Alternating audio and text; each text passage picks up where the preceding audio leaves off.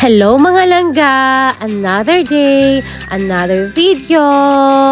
So for today's vlog, it's a Thanksgiving Day, a traditional yearly event dito sa US of A. So this is a gathering of all the families from other state in one home to celebrate the blessing that they receive for the whole year. An expression of gratitude for all the things that they receive in this year. So we are the one who presented to bring turkey in a table kasi since this is my first time na nag-celebrate dito ng Thanksgiving sa US of A, and I'm very curious paano siya gawin, and then na practice makes perfect. So me and my husband decided to bring a turkey on our potluck day. So this is the day before the Thanksgiving. So all of the people are being in rush shopping. So buti na lang na may naiwan pang isang turkey sa amin, no? So that is for us talaga kasi late na kami nakabili. So sobrang busy din kasi ng hobby ko. So ayan siya, I'm going home na because we already have a turkey.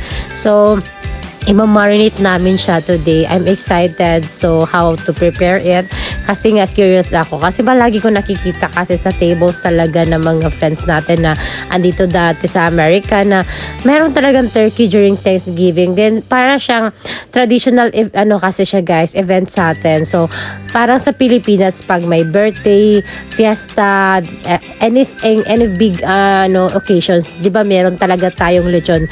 Kulang talaga yung handaan kung walang lechon, 'di ba? Lalo na sa mga medyo nakaangat-angat.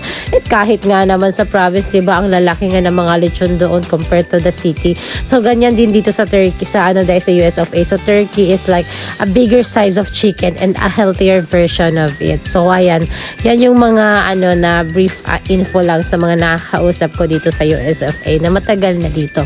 So ayan, I'm thankful na I am able to celebrate it with my husband and with our family friends here. So ayan na, preparation na kami for marination time.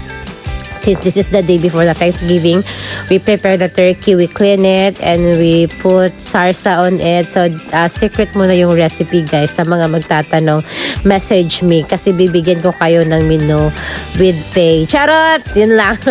So, ayan bagay na mag-business ng restaurant, no? Alam nyo naman kami mag-asawa, guys. Alam nyo ako, kahit na minsan palpak yung luto ko, guys. Yung sa prito, palpak pa yan hon. Pero alam nyo ngayon, parang medyo nakaka-learn na din ako. Yun nga, practice makes perfect. Lalo na ngayon adulting time, adulting stage. So mas nasasarapan na ako. Mas gusto ko na yung mga nagagawa sa bahay, naglilinis ng bahay, bumibili ng mga something sa bahay, nagluluto ng kahit ano-ano, mapalpak man yan, maayos or masuccessful. At least I tried my best. O diba, alam ko madaming makaka-relate dyan, lalo na nung nasanay na andyan palagi yung mother sa side nila. So ngayon dito guys, me and my husband only, so I need to know everything, na para paiba-iba naman yung ulam natin, hindi yung ulit-ulit, tsaka yung healthy food naman yung piniprepare ko for us. So ayan siya, after the kainan time, so we had a game, so started na yung playtime. Actually really enjoyed it. Like,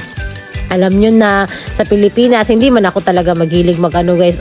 Hindi talaga ako magilig participate guys. Maghatag-hatag lang ko guys. Mag-sponsor lang ko guys. Na malipay na ko guys. Nga magtanaw sa akong mga kauban guys. Or sa mga youth guys. Sa mga family na ko guys. Nga magdula sila guys. Ako guys, di na ako ganahan magdula-dula guys. Bugat naman sigurong lawas. Charit lang. Pero vita, malipay na ko maghatag. Pero diri guys, kailangan dyan din mo mag-participate guys. Gusto kag makakuha dollar guys, diba? Awa diha nami padula diha guys, nga luwagon nimo ang dollar guys, naka 16 po ko diha guys.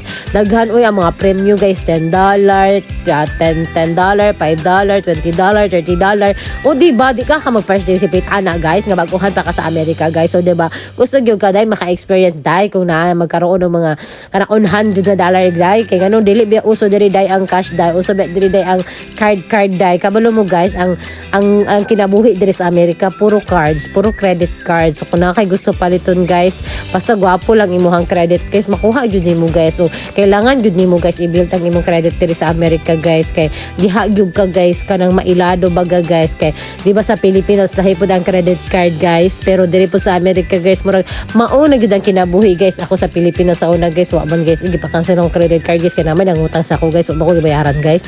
Natagam ko guys, mauna na siya mga langga. Uy, so mo to nalingaw po dira mga langga. So awa nagplay mi na pamipingpong diha. Actually they are from another state na family member po daming friend diri from California, other state, another place diri sa Jamaica no. So kanang gathering jud siya at the same time we're playing, talking, sharing good news, and then something I learned about them naman about different kinds of their jobs, ganon, their personalities, at saka yung chika-chika. Wala masyadong inuman pag Thanksgiving dito guys, depende na lang yan siya ha, pero dito sa namin wala masyado. So more on chikahan, laruan, as in so sobrang enjoy. Parang hindi nga namin namalayan anong oras na naglalaro pa rin kami. So exercise at the same time kasi may patalon-talon pa.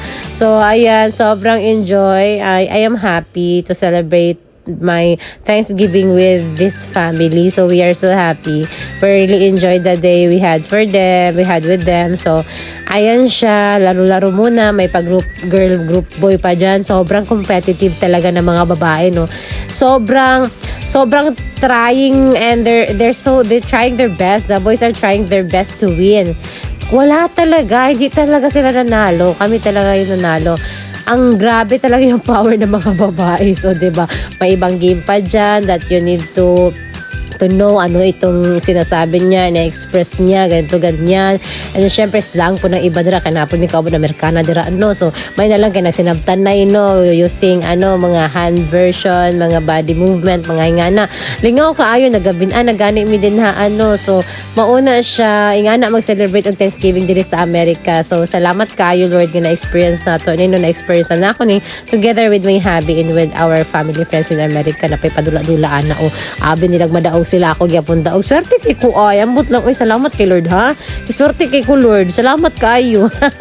Salamat sa grasya. So nag-count na ako kung pila ako na daog din na nakayon kung pila na kamo nalatag na nakasharon pa mi di ba na namisudan pagbuntag di magluto kay hago sa turkey napula ang first napula kong bana picture taking na ingana siya gathering ingana lang simple celebration but very happy and worth it. Thank you for watching this vlog. Follow, like, share, subscribe. God bless mo.